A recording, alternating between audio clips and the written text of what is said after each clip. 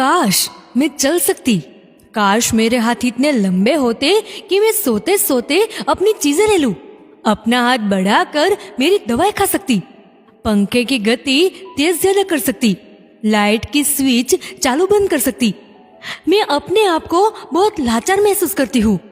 ईश्वर ने मुझे ऐसा जीवन क्यों दिया? बहू, भगवान को प्रार्थना करो कि मुझे जल्दी अपने पास बुला ले। मैं ऐसा जीवन नहीं जीना चाहती।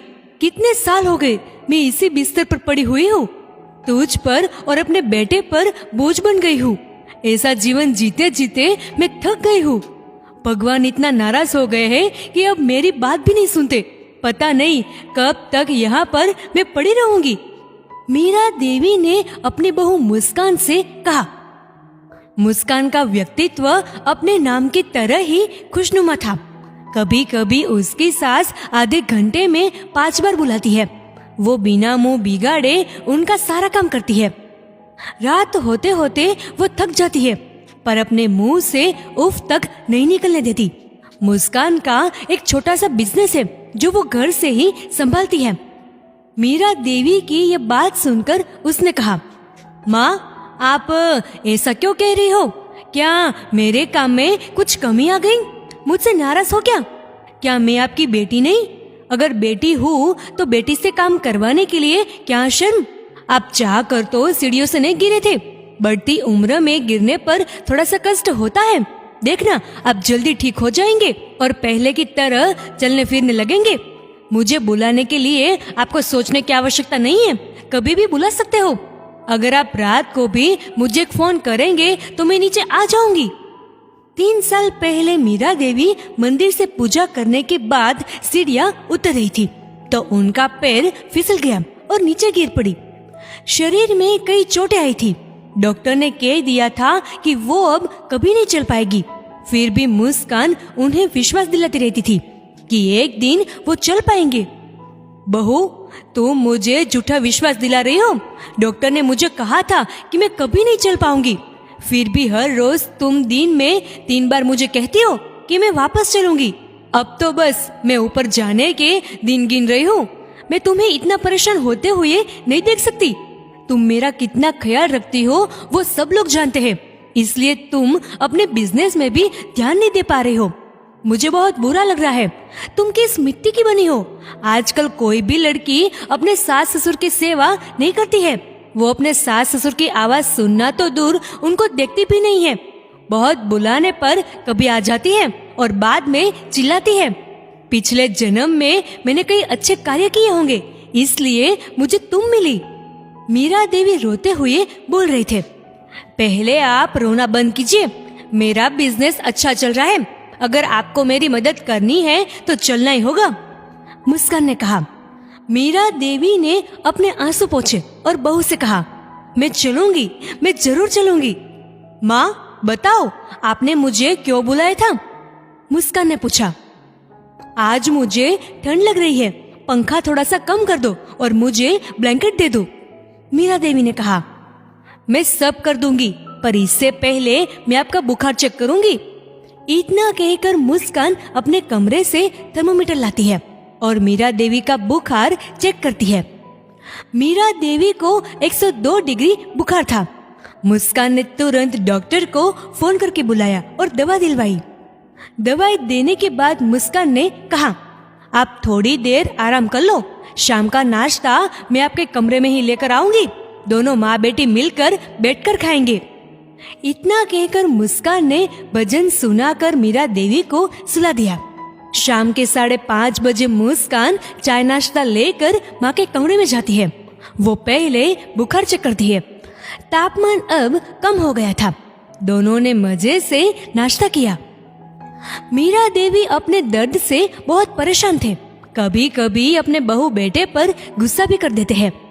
बहू बेटे ने कभी भी कोई शिकायत नहीं की, क्योंकि वो अपनी माँ का दर्द समझते थे। मीरा देवी का बड़ा बेटा मोहित दूसरे शहर में रहता है। पत्नी का मिजाज गर्म था, इसलिए घर का माहौल खराब हो रहा था, क्योंकि वो अपनी सास की जिम्मेदारी नहीं लेना चाहती थी, आजादी से घूमना चाहती थी। बड़ी बहू के कारण घर का माहौल बिगड़ रहा था। इसलिए बेटे की शादी बचाने के लिए मीरा देवी ने खुद उन लोगों को अलग रहने के लिए कह दिया। मीरा देवी का छोटा बेटा मोहन, जिसका पार्टनरशिप में तेल का होलसेल का बिजनेस था, पर समय का चक्र कि उसके पार्टनर ने मोहन को धोखा दिया और सारा बिजनेस अपने नाम कर लिया। मोहन अब सोच रहा था कि क्या किया जाए, क्योंकि वो रातों रात सड़क पर आ गया था। मोहन को मुसीबत आने घेर लिया था। पिताजी के इलाज में उसने कई रुपए खर्च कर दिए, पर अपने पिताजी को वो बचा नहीं सका। पत्नी के गहने गिरवी रखा हुआ था। अब मोहन मामूली नौकरी करने लगा था और इसी में घर चल रहा था। एक दिन सुबह सुबह मुस्कान के मोबाइल की घंटी बजी। मुस्कान ने फोन उठाया तो उधर से घबराई हुई आवाज में उसके पापा बोले, बेटी, तेरे भाई पवन की टू व्हीलर को किसी कार ने टक्कर मार दी। उसके एक पैर में गंभीर चोट आई है। डॉक्टर ने बताया है कि उसे ठीक होने में 2 से 3 महीने लगेंगे। पैरों में रोड भी लगानी पड़ सकती है। लाख रुपए तक का खर्चा आएगा। मुस्कान का भाई फैक्ट्री में काम करता था। उस फैक्ट्री के मालिक ने उसे एडवांस नहीं दिया। पापा ने मुस्कान से कहा, मेरे पास एक भी रुपये नहीं है। जितने रुपए थे तेरी माँ के इलाज में चले गए। एक काम करता हूँ, अपनी दुकान को गिरवी रख देता हूँ। मुस्कान रोते हुए बोली, पापा, मेरे ससुराल की स्थिति आप जानते हो ना।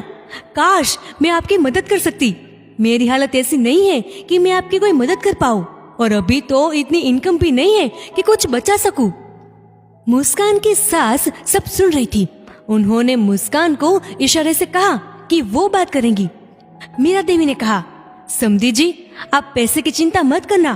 पवन का इलाज अच्छे अस्पताल में करवाइए। कल मैं अपने बहू बेटे को आपके पास रुपए लेकर भेज दूंगी।